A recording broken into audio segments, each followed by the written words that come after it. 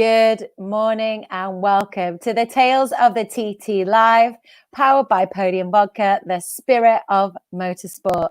So sadly, today we are not at a race day at the TT, but what better way to celebrate and honor our race day than with the legendary commentator, Roy Moore. Roy is joining us this morning. We're going to be going over some of his mountain memories, listen to his stories from over the years. I'm looking forward to it. I've got a brew, so if you haven't got a brew, get yourself one and come and join in the conversation. Remember, this is an interactive experience, so feel free to send us any of your questions for Roy about the TT, his history in it, etc. Get involved in the conversation, and we look forward to hearing from you. Good morning, Mr. Roy Moore. Good morning, campers, wherever you may be. As we always say, whether you're listening by radio, by app, or worldwide, whatever the case may be, Victoria Avenue.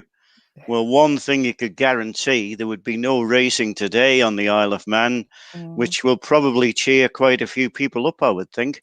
With all the weather that's been of late, it's been, they're all saying, oh, it's going to be the best TT week ever. But the forecast for later on is terrible, and it's terrible now. There's absolutely no way they would get over the mountain with the mist, and it is throwing it down. Might be doing the garden good, but it wouldn't be doing any race day any good at all.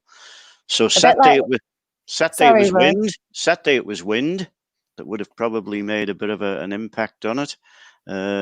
With the days in between, they weren't too bad. Sunday, they probably could have rerun on Sunday. Monday wasn't very good either. Tuesday, well, yeah, a bit iffy. And today, just a total write-off. Thoughts of last year, really, isn't it? Exactly. I was just going to say that last year was so disappointing for many. There were so many people that came over to the island and had to leave without even seeing a race. Yeah, the Manx people rallied round, though. I mean, there's when you think back. I mean, you've always got to think forward in this life, really, haven't you? Not think back on. Well, it's all right if you're thinking back on the TT. If you sat here at 9:30 in the morning and you want a bit of reminiscing of what the old days were like, but certainly when you do think of what the old days were like, they did run races in things like this. I don't know whether you can see on the board, but up on the top there's a picture of a start. And it's 1959 it was, and Jeff Cannell and myself had decided we were going to Governor's Bridge to sit on the little island that was where you come into it, which you were allowed to do then. And I remember the policeman coming over, a fella called Jimmy Swindlehurst, and he said, listen, lads, he said, there's delay after delay after delay. He said, when they say the race is going, he said, you're stuck there for the day. And that's what we did. We were stuck there for the day. It was reduced. I think the race was reduced in the end. But yeah, I remember there was absolutely heaving with people and all, and toilet facilities and anything like that were non-existent in an area like that. Portaloos hadn't been invented probably. So yeah, that was a lasting memory. 59. Bill Smith, who was a much times TT competitor and rider and much winner as well on the TT mountain course, but certainly he said 1959 was the worst conditions that he'd ever ridden in. Wow. John Surtees on the MV who'd won had to be lifted off the bike at the end of the race, physically lifted off the bike. And the MV fairing, because when they were going over the mountain, it got hailstones on it. The hailstones acted like a sandblast, and it took all the red paint off the front of the MV Augusta. And there's many, many photographs here, there, and everywhere showing both John Surtees getting lifted off the bike and the impact the weather had played on the fairing of the MV. So yeah, but they wouldn't have run today, Hailey. They wouldn't have had a chance of getting underway. And wet roads as they are now would not dry up with the forecast there is. And away we go. So yeah, Gary Thompson on the radio, hey, giving us instructions. Yeah, that'll be it. Attention, paddock. Yeah, exactly. Roy Huller is saying good morning to us, Roy. Who's that? Roy Huller.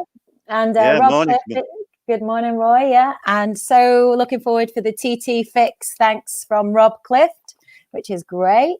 So, Roy, you're going to share some of your mountain memories. We're going to bring up some of your incredible content from your page. We just let everybody and remind everybody what the page is. It's Roy Moore and Barry Wood's Mountain Memories page on Facebook. Is that right?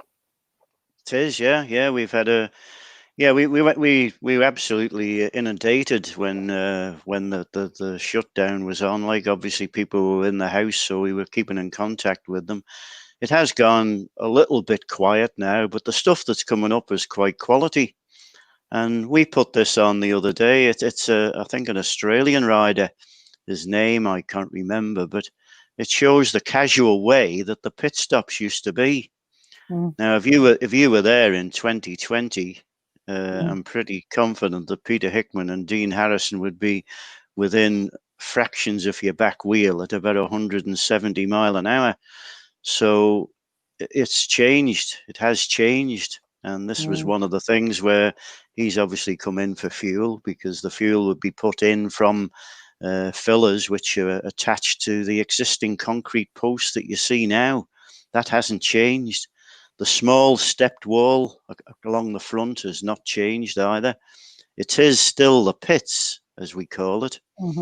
Nice little story about that. How did they come to be known as the pits? And our interpretation through reading has been that when the first TT started, it was on Quarterbridge Road. And to get down to a level that they could work on the engine of the bike without having to stoop and do everything, the person who was looking after the machine dug a pit. It was just like, say, at a football match when you're in the manager's box, you're at pitch level. And that's how it came about. So digging a hole became digging a pit. And then the pits, as other people did it, became known as the pits. There's no reason to be called the pits. I mean, many people have put interpretations on it. The pits. Gasoline Alley was one that I just didn't kind of grasp either. Certainly, but coming in for his pit stop has retained since 1911 when they went on the mountain coast, but probably in the history of it from 1907 as well. But the lad there is just getting a helmet change, the old Puddin Basin type helmet. Trees in the background are probably the same. The little wall that takes you up to Greenfield Road and up to the water filtration plant. Probably the timekeeper's box is a bit nearer. But then that's for a reason as well, because obviously the first start of the TT was in the middle of the grandstand. You look at old photographs, and when they're flagged away, they're by the Stanley Woods clock right in the middle. And that would be it. But the timekeepers would be getting involved in that from where they are. The simple reason they had somebody in there with a pair of binoculars, and he'd be looking down the road, practice and race, and shouting out the numbers. And then the timekeepers who were designated would then physically put it down on a stopwatch. And then there would be a piece of paper handed to the time box where it was verified. That in turn was then put into an order of who was winning and all that. But bear in mind also that prior to 1959, it was the luck of the draw regarding what number you got. You went in the hat. I mean, there's always the old story about I picked out 6 and 7/8, but you know, the likes of Bob McIntyre won at 78, and higher numbers than that have won as well.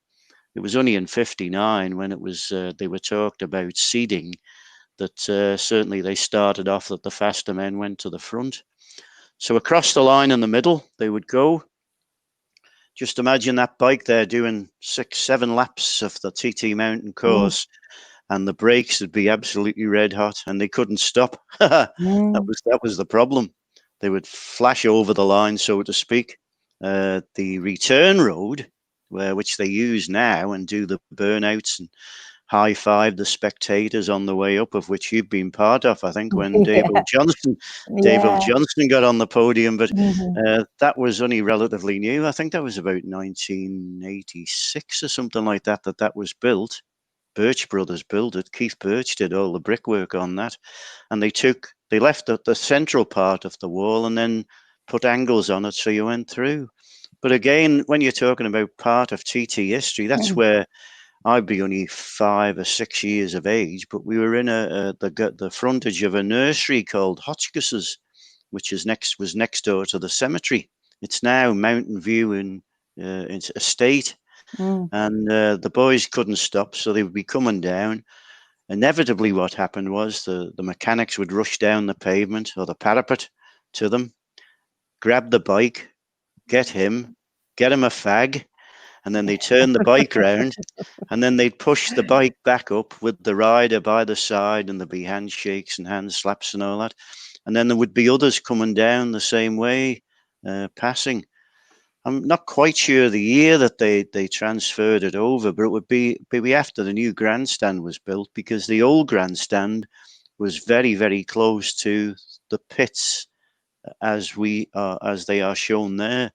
And it was only when the new grandstand was moved back that they then created an area where they use the pit stops as they are now. The stop box, the slowing down, unless you're Guy Martin going out, or Nathan Harrison in the Grand Prix getting 30 seconds and still winning. Ian Locker did it as well. So that there's all kinds of. One photograph says so many things. Those trees on Glencrutchy Road will be the same that you're looking at now. The little area at the bottom of Greenfield Road, which you can now, because the start finished, was moved back to its current position, right opposite the two tributes, to one to Joey Dunlop and one to Mike Hailwood. And instead of having a pencil paper and a stopwatch, you now have transponders. So the timing element is taken out of your hands, type of thing. It's all purely on what the transponder says, and that's why you can get results of a split second. Of course, the big controversy would be as to who set the first 100-mile-an-hour lap, and they all maintain it was Jeff Duke, way back further before Bob McIntyre did it. But the timekeepers reversed their decision. They credited him with 100. Jeff Cannell had the piece of paper.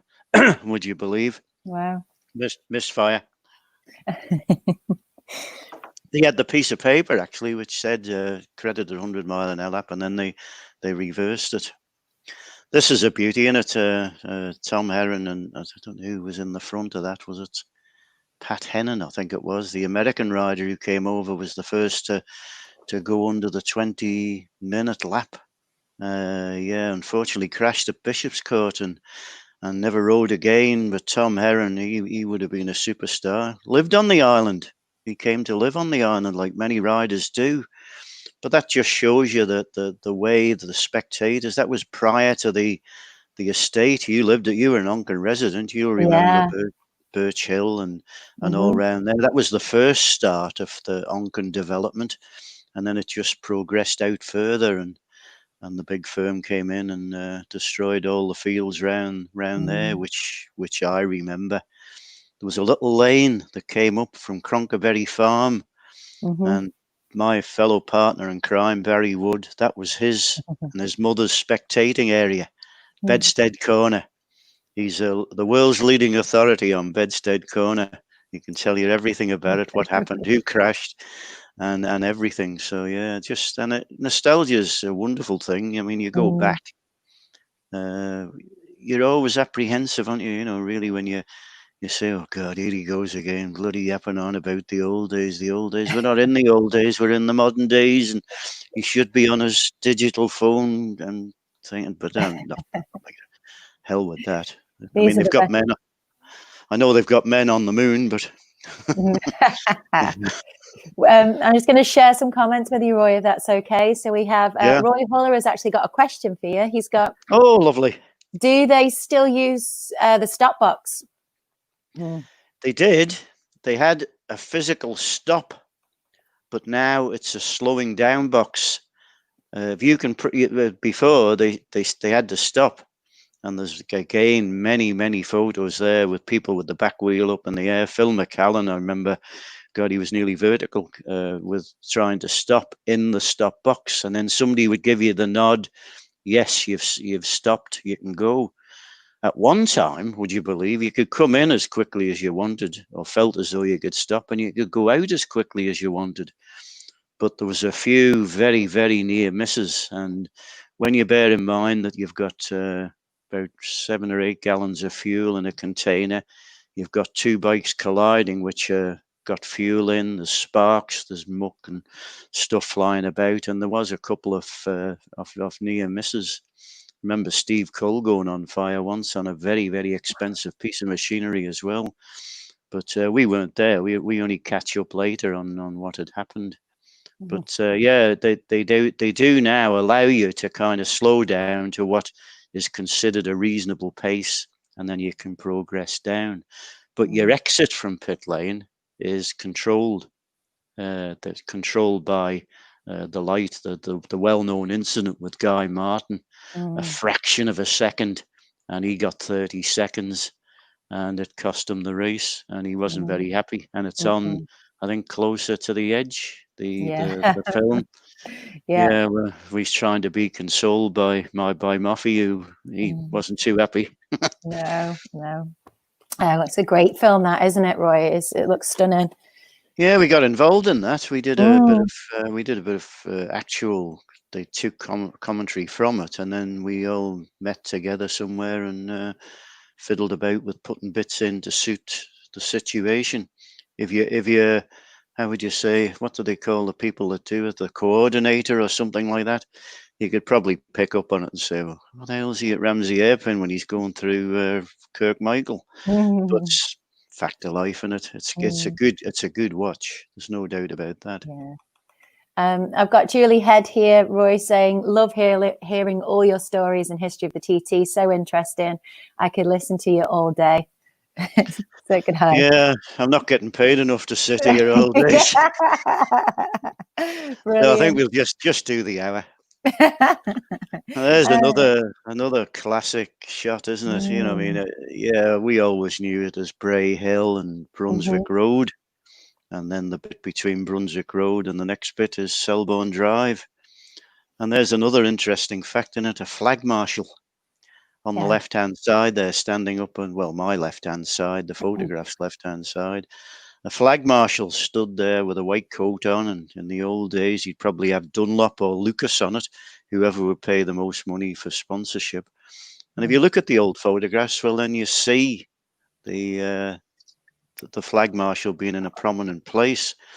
I don't think he could do much where he is there. And again, there's been various incidents on Bray Hill, but when Giacomo Agostini came to the yard, it looks like Bob Jackson, number 24 in the background there, number 42. Somebody's there'll be all kinds of people who'll be screaming at the screen now, you stupid bugger. That's not him. That's but it just shows you there's a flag marshal at the bottom of Bray Hill. There's a flag marshal at the Brunswick Road. But that's known as Aggo's Leap. So it wasn't known prior to that as Aggo's Leap. When you get your tap on the shoulder and set off on your first ever lap, Hugh Anderson's book sums it up. He was only on an AJS, a boy racer, a 350, and it was his first lap round the TT mountain course. And he'd come from New Zealand to race. He went on to win TTs, but he described going off the line and going down Bray Hill. And remember, it was only a practice up at the very top there. Going down through St. Ninians, nowhere near the speed they are now, and taking on the challenge of the TT mountain course and going down Bray Hill for the first time. And he said his eyes were out of his sockets. He was vibrating. The bike wanted to go in a different direction that he wanted to point it. He knew he had to miss the curb at the bottom.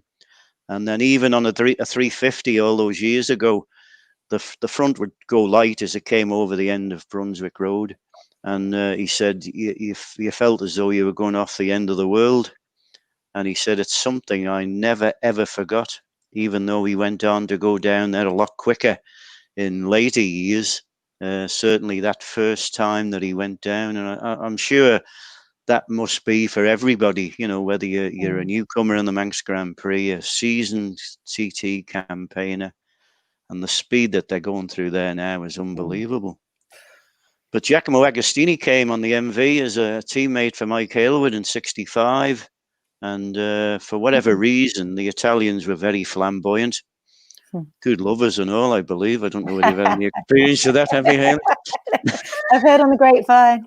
I've heard on the grapevine. Well, you being a Manx girl, you keep well clear of exactly. Agostini. Yeah. But certainly Agostini he's still spread got it though, hasn't he, Roy? Yeah. He still walks around the paddock and he's still got it. Charisma, yeah. So he he decided that it would be a nice place to maybe just lift the front wheel a bit. It's an old story. Sometimes you want to keep the front wheel down because the thing won't stop wheeling, and people will come in after practice and say, bloody thing, can't keep the front wheel down. Can you do it? Adjust it. But he just flipped the front wheel up at the bottom of bottom of Bray Hill, Brunswick Road. And there was a Manx photo. Was it Manx photographs? Took a photograph of it, and it kind of took off. I paid £1 in about 1966, I think, for a copy of it, and I've still got it. Brilliant. But then, as it went over, it became known as Aggo's Leap. So that's what it's now defined as. And again, some tragedies which you don't reflect on, but you remember. And then also some terrific footage of people not quite getting it right. George Fogarty, Carl Fogarty's dad, didn't get it quite right one particular year. So that's one that springs to mind. So Roy, we've got a good question here, and I'd love to bring this up. So could you please, so it's from Philip Fireblade Phil Nelms. Ooh, try saying that after Podium Vodka. Could you please ask Roy if he thinks they will be keeping the current scoreboard? So the history of our scoreboard is incredible, isn't it? Now, do you think they'll be changing it anytime soon? Yeah, it's in the kind of discussion at the moment, isn't it? But then a new grandstand was under discussion. A new footbridge across the cemetery was under discussion. And then, of course, COVID-19 comes along, and yeah, possibly the Isle of Man, will be suffering hugely financially by the time everybody is sorted out over this. It always used to be a good thing, really. They used to take the scoreboards down, the black scoreboards.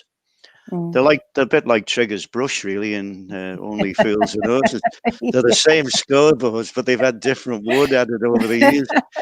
And we always used to get excited because if you look at the back, there was big iron steel stanchions that held the actual scoreboards up, and they were taken down just purely probably out of keep them and what have you. And then you would be disappointed when they disappeared after the Grand Prix, which was probably a bit later in September than it is now. And then the first sign that the scoreboards were going up, I was living in Park Avenue, where you could stick your head over the wall to see whether the scoreboards were going up, opposite the original pits, as we described in the first lot there.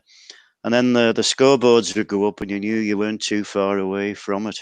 Of course, over the years, the scouts have been part and parcel of that, and what a terrific job they do. So if for any reason, the way that they're talking, that they're going to go digital, so it would be flashing up on the screen.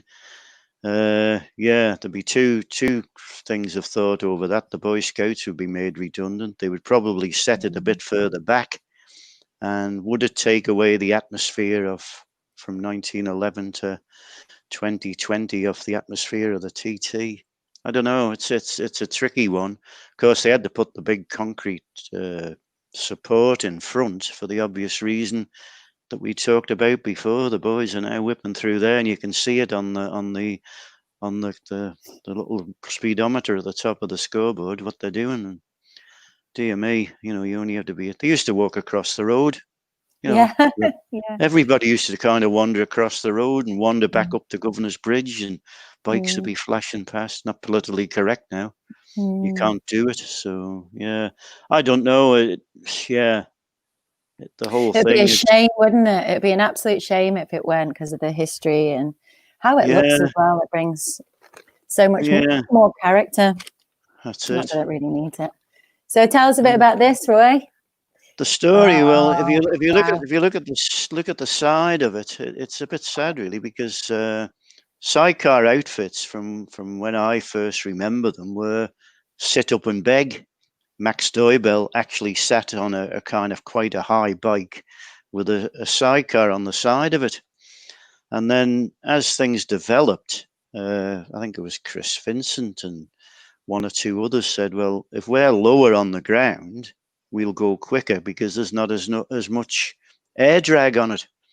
So there was a big development came in then about kneelers, or the Germans went with the BMWs. They had a flat twin engine, so they could get down lower than somebody trying to build a kneeler on a Norton engine. That's why you always see the likes of Eric Oliver, who was world champion and TT winner. He was sit up and beg, and they got a bit of kneeling further down, but the height of the engine in the frame wouldn't allow them to go any lower. But then along came two strokes, which were less bulky.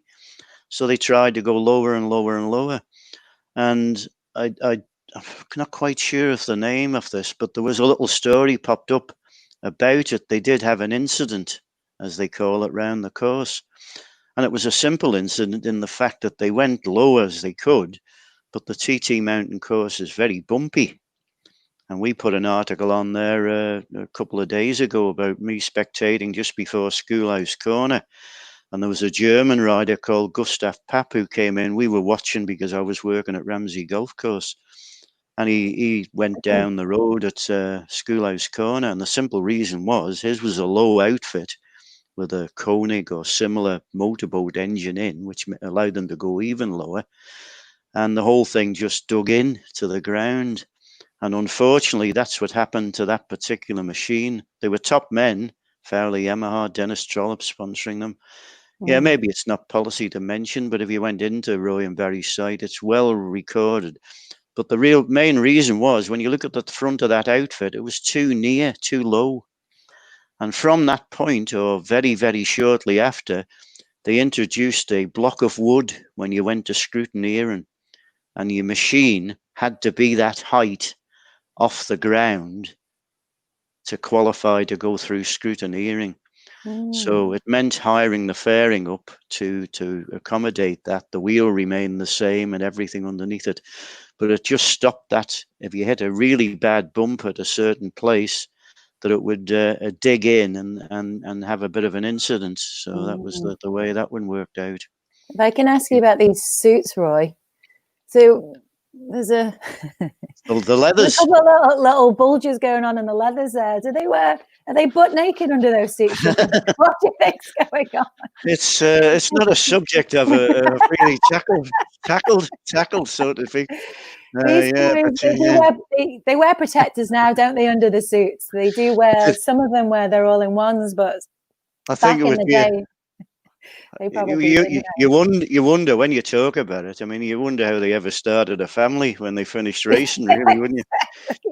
But there was various things that like pee and blood, passengers with all the bumps and getting around, just 3 laps of constant vibration and up and down and all that, and never right for a while after. Like going to Paramount City was totally, on the night of the race, after the race, would be totally against the judgment.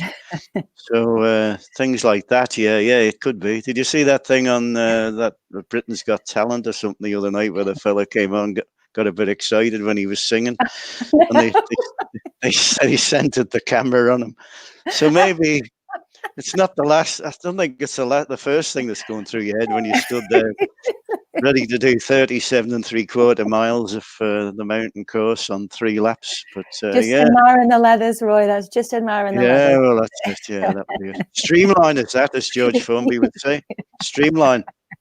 Very good. I'm just going to share some more comments with you, Roy. So we've got Roy, aka the Encyclopedia of TT Knowledge. Absolutely.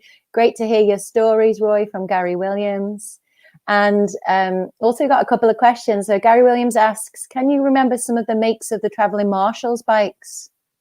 Oh, yes. And that came up because, again, a picture came on. Yeah. I've been absolutely delighted to be involved in this. Never in my wildest dreams did I think I'd be able to use a computer.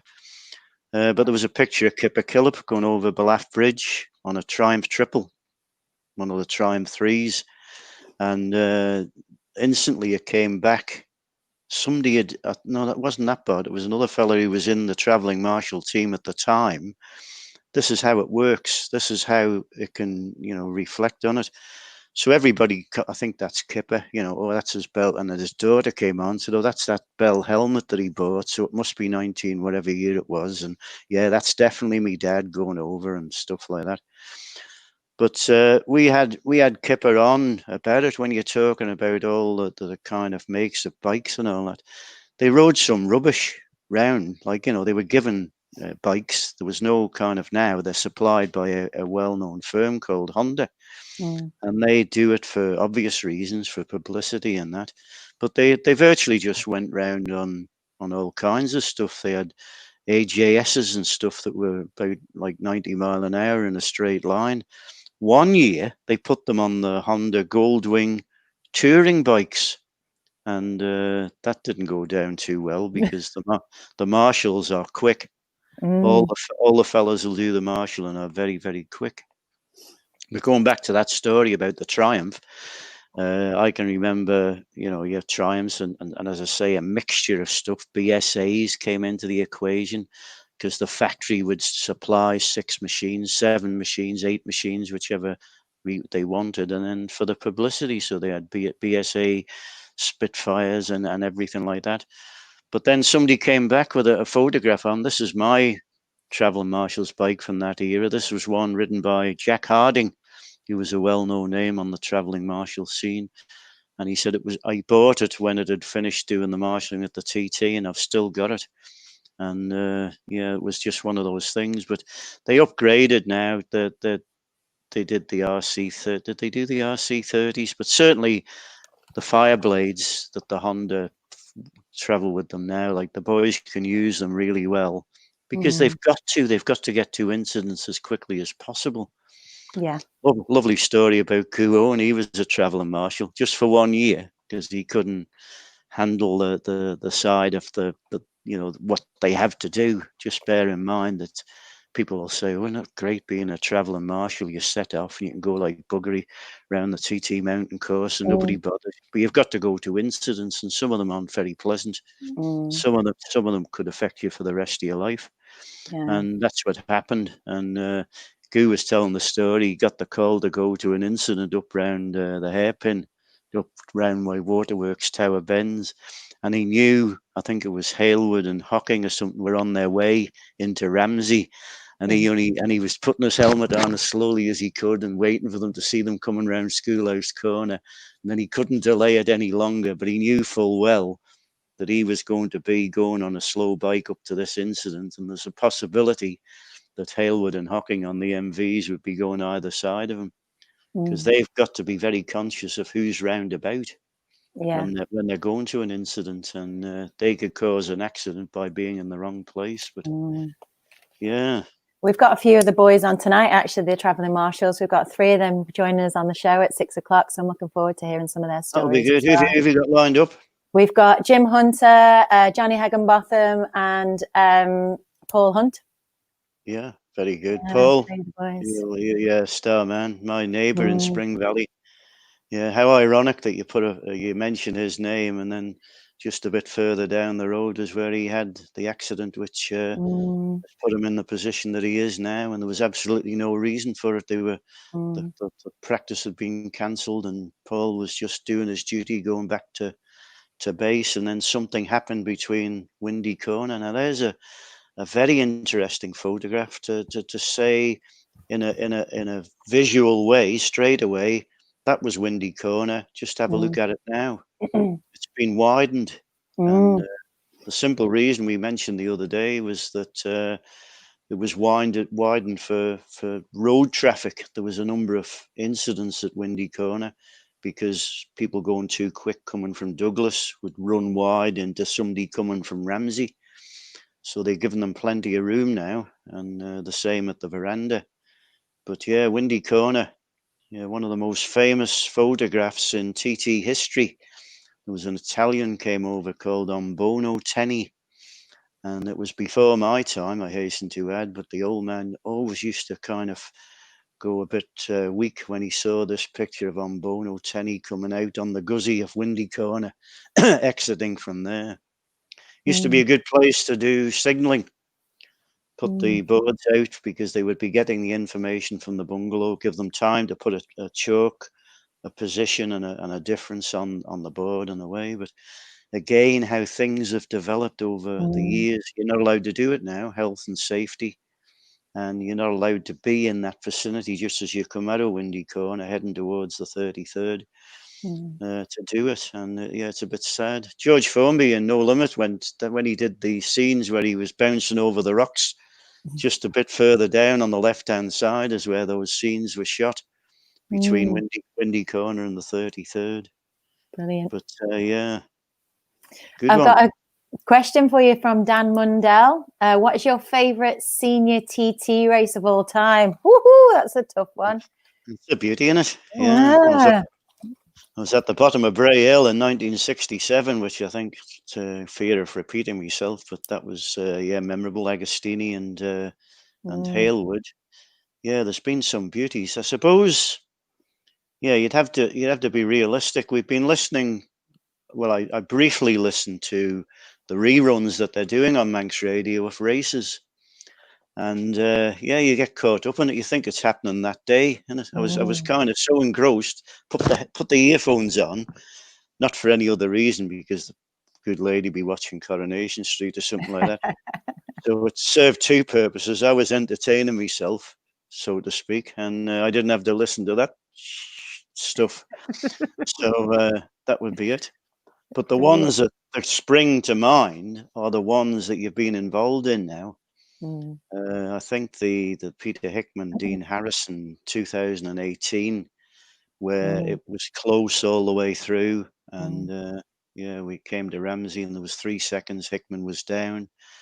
We've got a system when you do the transponders that you can go to the bungalow.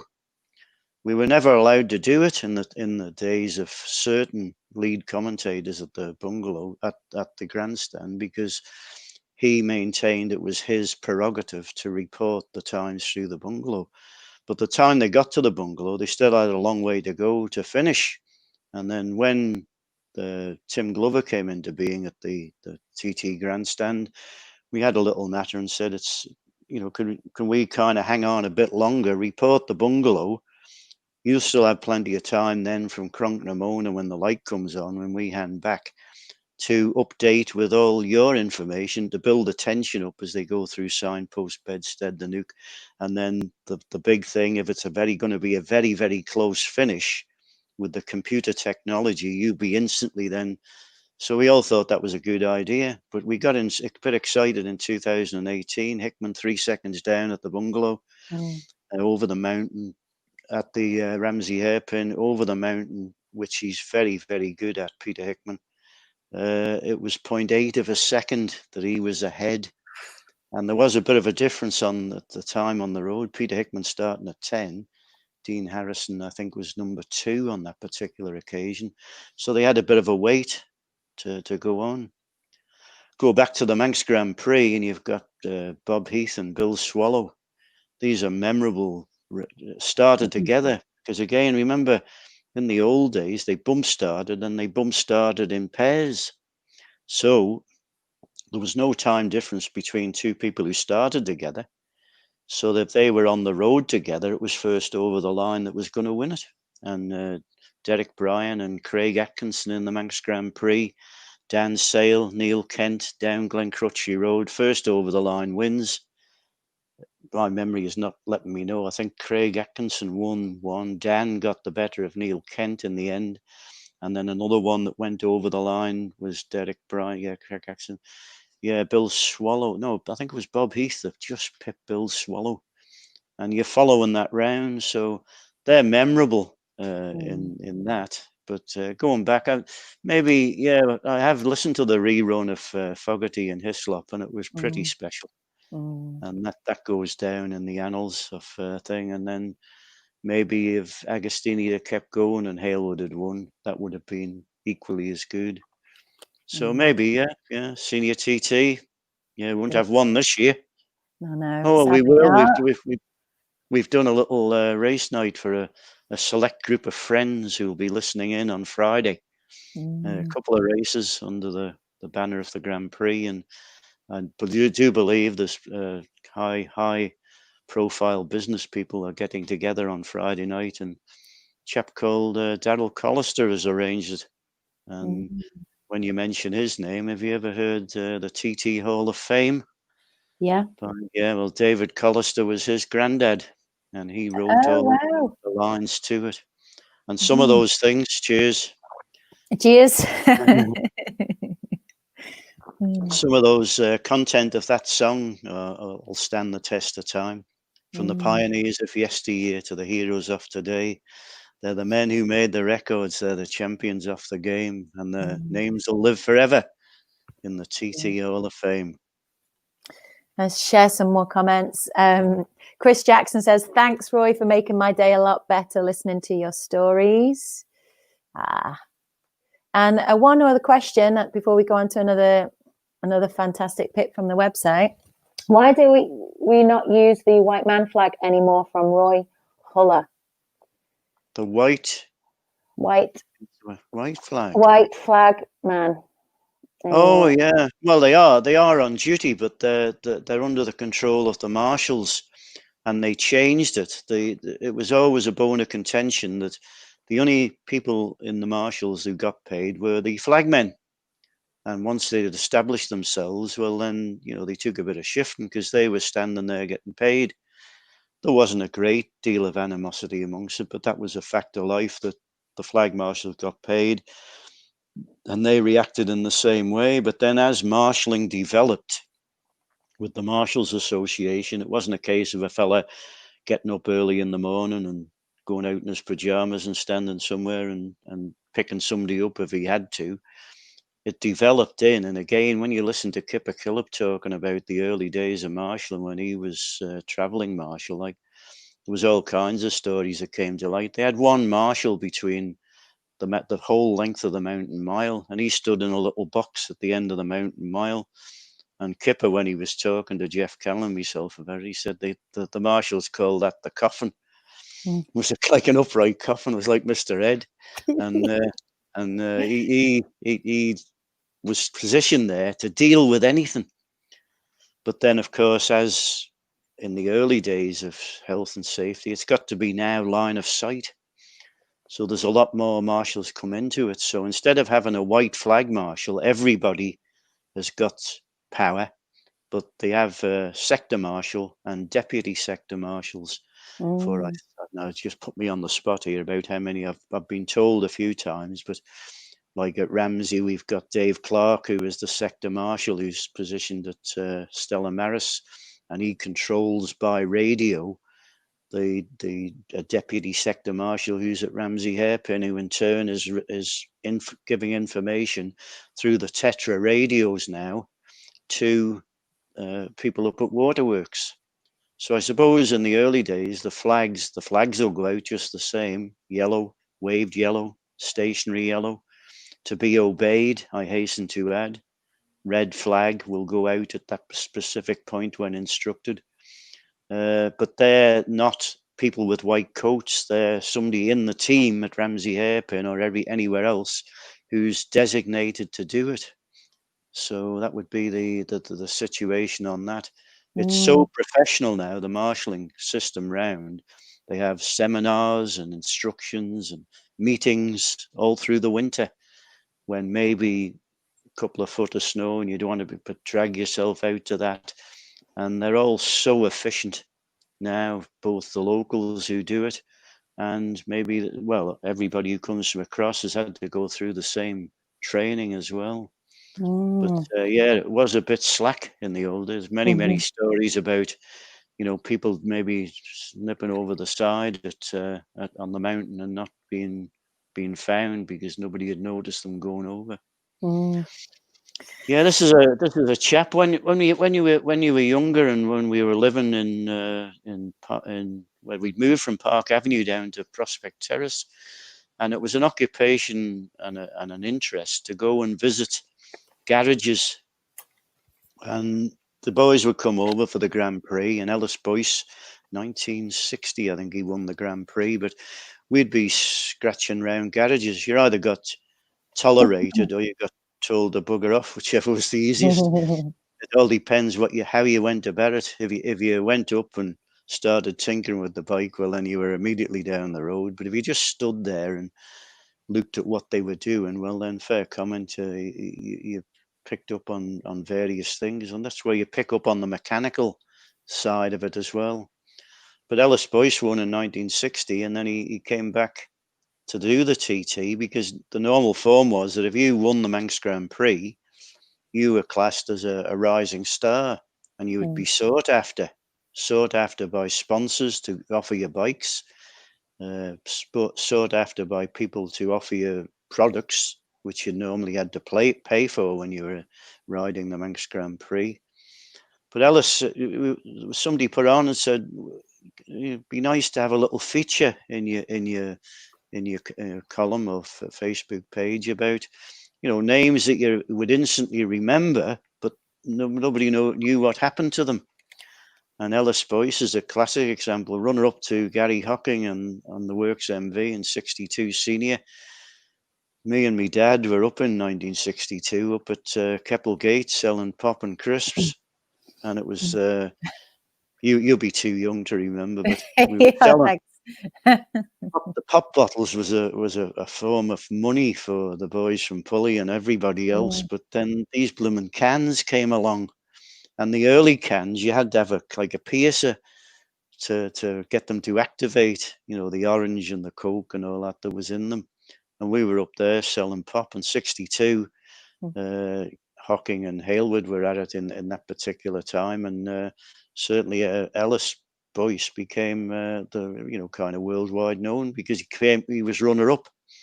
But then somebody had posted as well saying, well, there was an awful lot of top men on British single cylinder machines like Ellis is riding there, Norton, I think one of Francis Beard's Nortons, that retired through, and somebody put magneto trouble. Again, in this transistorized and kind of thing world now, everything is controlled by certain things that young people become accustomed to. But in the old days, to get the thing to fire up, it had to be a magneto, which fired a spark plug every second lamppost, and that was how it got going. And if that packed in, the whole thing packed in. Didn't matter what else, whether the brakes were working good, the clutch was okay or anything like that. If the magneto packed in, that was it. You stopped where you stopped. And apparently there was quite a few breakdowns on that occasion, and Ellis went through. But the interesting thing was he came to live on the Isle of Man, and nobody came back to tell us, which is unusual for Manx skeet. They usually know, God, how many pieces of paper you use in the morning, but he came back and then nobody knew where he lived on the Isle of Man, but he retired over here somewhere and kind of lived happily, possibly still about. So that was it. Yeah, so that's another corner which you'd say you won't catch anybody in our group out as to where it is. They can tell you the name of the cat in the front doorway, like. But that's Signpost Corner. Again, before development, and again entirely different than we know it. The railings at the back, and then there was quite a wide parapet, as the Manx would call it. There's a big parapet right at Signpost Corner, and he had to miss that because they hadn't made any arrangements for anybody hitting it. If you hit it, you were off, and then you were sliding down the road towards Bedstead. And there is a runoff there at Signpost. You can head into Onken if you want. There's quite a few done that. Ian Hutchins is one of the most notable ones, and there's been a few off of note at Signpost Corner on the last lap as well, possibly with a race win in the offing. So yeah, Ellis Boyce at Signpost, and yeah, he did his racing. He probably been off a few times and broke a few bones and all that, but then lived the dream, and then just retired and dreaming the dream.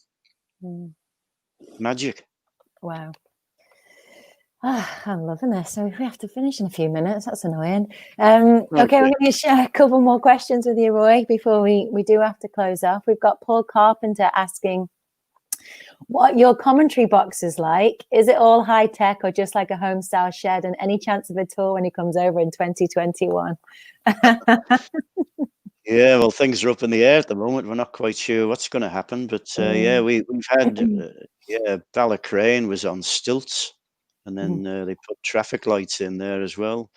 The bungalow was just like they shifted a few sheep and just banged it down somewhere where you could see, and it was the bungalow was good.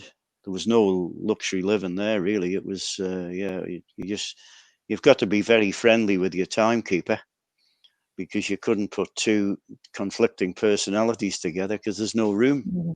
But we know what we've got to do, and we just get on with it. And now we've got an engineer. In the old days, there was no engineer because there was nothing really technical to go wrong. Now, with computer technology, you've got to have somebody of an ability, and all the equipment is upgraded. The basis of commentary, would you believe, is a telephone line. They connect a telephone line and put it on a kind of a clean link from the place in Dalton Street, so you get the highest possible quality. So when you're positioning commentary boxes, you've got to have access to. I think at Ballacrane, they borrowed the woman's telephone line, Manx Radio, from the house right on the corner.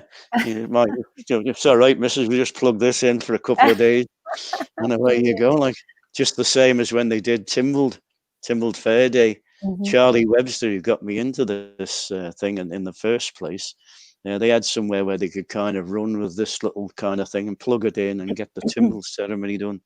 So there, and the bungalow is pretty good because you can't have anything but high technology in and around the bungalow because of what's up at the top of Snae Fell, a massive link on the kind of circuit of planes here, there, and everywhere. So it's pretty high tech there.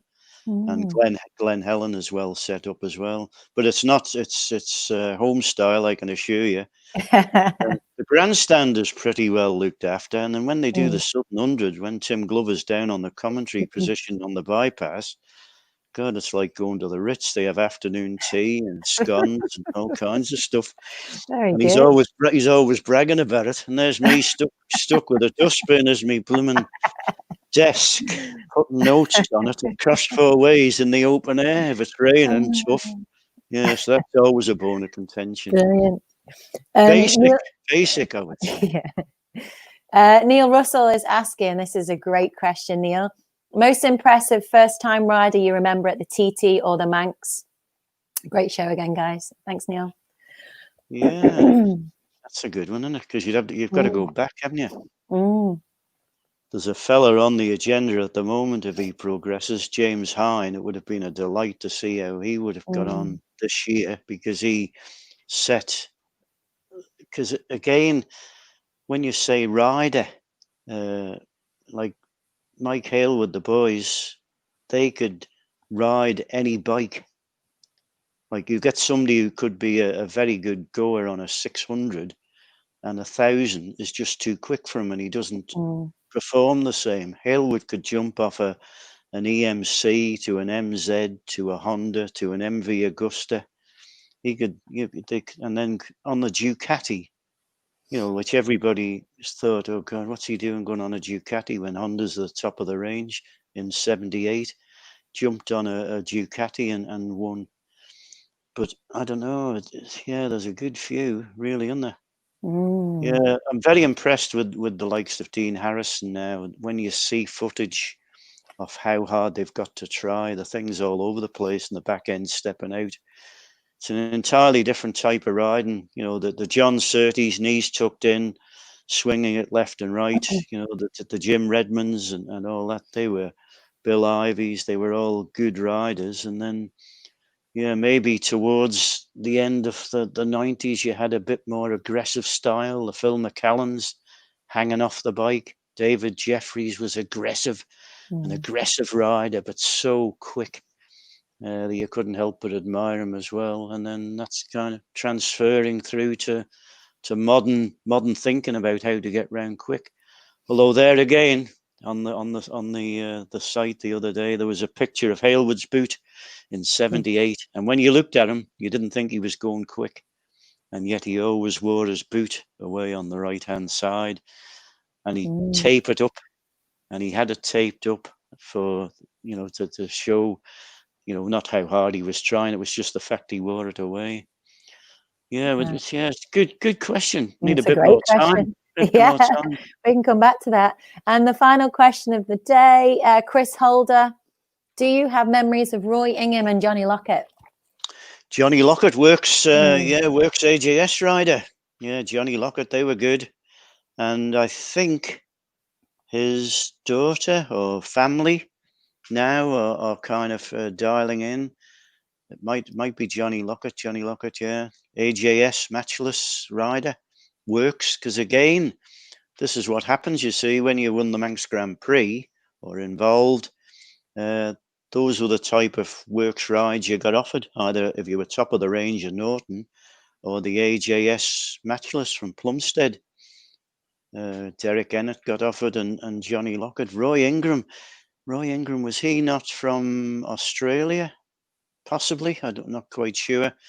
Yeah, it's always a bone of contention, or Royal know, and then you think you just trial it at the top of your head. Barry would know, and given a bit of time, we'd probably go through a bit of a history of it. I'll make a note of that, just to make sure that we kind of get up on that, because there'll be somebody on there that'll know what happened to them, and what they've kind of natural causes and they're no longer with us, so you'll get the information. Yeah, good. Brilliant, Roy. Thank you so much. Thank you. It's been an absolute honor celebrating or honoring race day, or probably wouldn't have even been a race day, as you said, with yourself and listening to your mountain memories. We will be back again on Friday morning, won't we, at the same time? Yeah, we've got a few bits and pieces that are around about here. We'll be able to tell you about the Peel girl in the 1930s who dragged a TT rider off for a bit of afternoon delight into Peel, and the mechanics didn't know where the hell he was. They came to pick the bike up and he wasn't there, and then he kind of staggered back at night to go out for practice. Yeah, there's all kinds of things of that. But we just wanted to get one thing in. Charlie Webster reminded me of a lovely story about when Manx Radio was running, again, not as sophisticated as it is now. They had the Manning line, and somebody had said about how great it was to see the Italian rider Giacomo Agostini come to the island. So it must have been around 65. They were probably operating out of the aquarium under the Reese's billiard saloon at the time. And it came on the Manning line, and this woman, God, I did have her name, was it Mrs. Quayle or something like that, from Kirkmichael, came out and said, "That Agostini, he wants to go back to Italy," he said. "He killed my budgie." I said, "What do you mean he killed your budgie?" He said, "The bugger went through Kirkmichael this morning, and the bird was sat on the perch, quite happy, just had his trill and looking forward to a nice afternoon relaxing. And he said that man went through on that blooming thing that he rides, that MV Augusta. And he said the budgie took flight. And, well, didn't take flight. He said he just fell over off the perch, died. So he killed my budgie. I'll never forgive him." Brilliant. Great. Thank you, Roy. I really, really appreciate your time. Loving listening to the stories, guys. If you know, cheers. That was TT Live with the great Roy Moore. He will be joining us once again at 9:30 on Friday. If you have any questions for him, fire them at us and we can send them his way on Friday morning. But thank you. Maybe I need another one. Thank you, Roy, and it's been a pleasure. I will see you on Friday morning. So that was TT Live, powered by Podium Vodka, the spirit of motorsport. Make sure you join us this evening at 6 p.m. when we have those traveling marshals join us in the studio. Thanks for riding.